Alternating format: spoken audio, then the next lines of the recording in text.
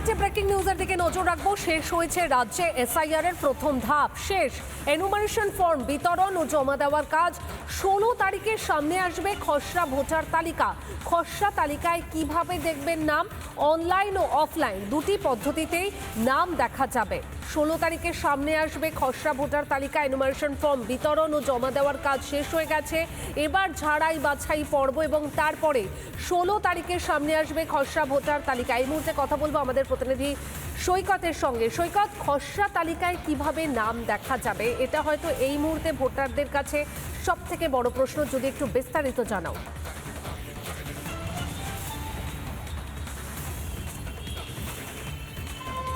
একদমই, দেখো, খসড়া তালিকায় তুমি যেটা বললে যে খসড়া তালিকায় কিভাবে ভোটাররা নিজের নাম দেখতে পারবে। প্রথমত খসড়া তালিকাটা প্রত্যেকটি বিএলওর কাছে থাকবে এবং বিএলওদের কাছে গেলেই খসড়া তালিকায় নাম পাওয়া যাবে।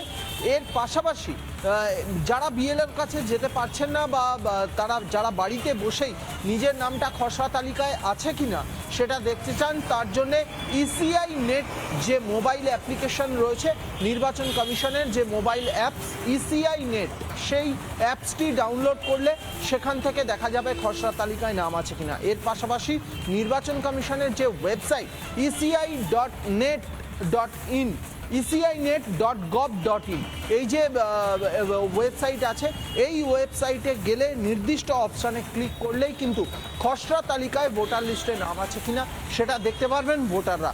কিন্তু সেই নামটা কিন্তু এখন দেখা যাবে না, তার কারণ গতকালকে অর্থাৎ 11ই ডিসেম্বর পূর্ব নির্ধারিত যে শিডিউল ছিল সেই অনুযায়ী গতকালকে এনুমারেশন ফর্ম জমা দেওয়া, সাবমিট করার লাস্ট ডেট ছিল, সেটা কমপ্লিট হয়ে গেছে। কিছুদিনের আজকে 12 তারিখ, 13 তারিখ, 14 তারিখ, 15 তারিখ, অর্থাৎ মাঝে 4টে দিন বা 5টা দিন, এই 4-5 দিন নির্বাচন কমিশন সমস্ত কিছু খতিয়ে দেখবে। যে ডেটা গোটা রাজ্য থেকে কালেকশন হয়েছে সমস্ত কিছু খতিয়ে দেখবে এবং তারপরেই 16 তারিখে বেরোবে খসড়া লিস্ট এবং সেই খসড়া লিস্টে কিন্তু নাম থাকবে যাদের তাদের আর অতটা চিন্তা করার দরকার নেই, অন্তত নির্বাচন কমিশন সেটাই বলছে। কিন্তু যাদের নাম থাকবে না তাদেরকে ডাকা হবে হিয়ারিং বা শুনানিতে। প্রত্যেকটি জেলার যে ডিইও অফিস বা জেলা শাসক বা ডিএম অফিস, সেই ডিএম অফিসে হবে এই শুনানি। মাইক্রো অবজারভার এবং সিসিটিভি ক্যামেরা ইনস্টল করে নজরদারিতে এই শুনানি চলবে।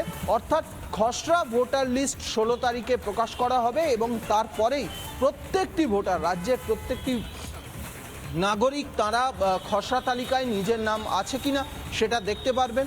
বিএলওদের কাছে এই খসড়া ভোটার লিস্ট থাকবে, সেখানে দেখা যেতে পারে।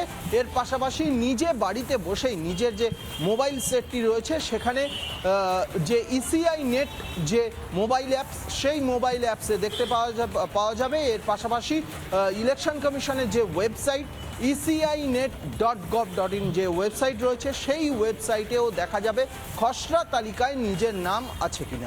যাদের নাম বাদ যাবে সেই নাম বাদের তালিকাও নিশ্চয়ই আলাদা করে থাকবে।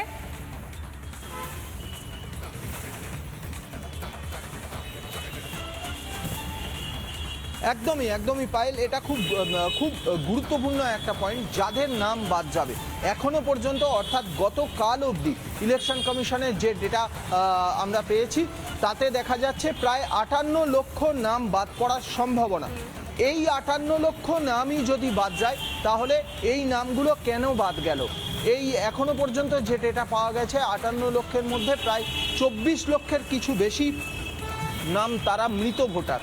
যারা মৃত ভোটার নাম বাদ যাবে তাদের সেই বাদ যাওয়ার লিস্টে তাদের নাম থাকবে, তারা কেন তাদের নাম বাদ গেল সেই কারণটা উল্লেখ করা থাকবে।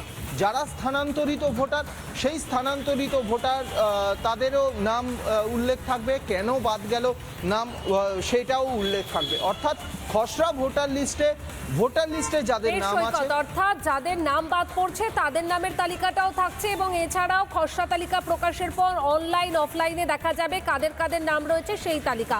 বিজেপি নেতা দিলীপ ঘোষ কি বলছেন শোনাবো আপনাদের। এসআইআর যেভাবে হয়েছে, সাধারণ মানুষ যেভাবে সাড়া দিয়ে নিজের দায়িত্ব হিসেবে পালন করে সফল করেছেন, তারা অবশ্যই ধন্যবাদের পাত্র। মমতা ব্যানার্জি এবং তাদের চেলা চামুন্ডারা যেভাবে লোককে বিভ্রান্ত করছিল, লোক তাতে পা দেয়নি। এবং বাকি যে কাজটা 2 মাস ধরে চলবে ভেরিফিকেশনের কাজ, বহু লোককে ডাকবে এবারে নির্বাচন কমিশনের লোকেরা, এবং সেই ডাকে সাড়া দেবে। আর যে এলে যাতে লোকে বিভ্রান্ত না হয়, বা বাকি লোকেরা এই যে খসড়া লিস্ট বেরোবে তাতে নাম আছে কি না, এটা সাধারণ মানুষকে সাহায্য করা উচিত, যাতে তারা নিশ্চিন্ত হন যারা নাম দিয়েছেন।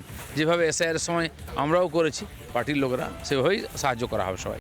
নানা ধরনের কন্টেন্ট দেখার জন্য লাইক করুন, শেয়ার করুন আমাদের ফেসবুক পেজ, সাবস্ক্রাইব করুন আমাদের ইউটিউব চ্যানেল। পাশাপাশি অন্যান্য ব্রেকিং নিউজের জন্য অবশ্যই চোখ রাখুন রিপাবলিক বাংলায়।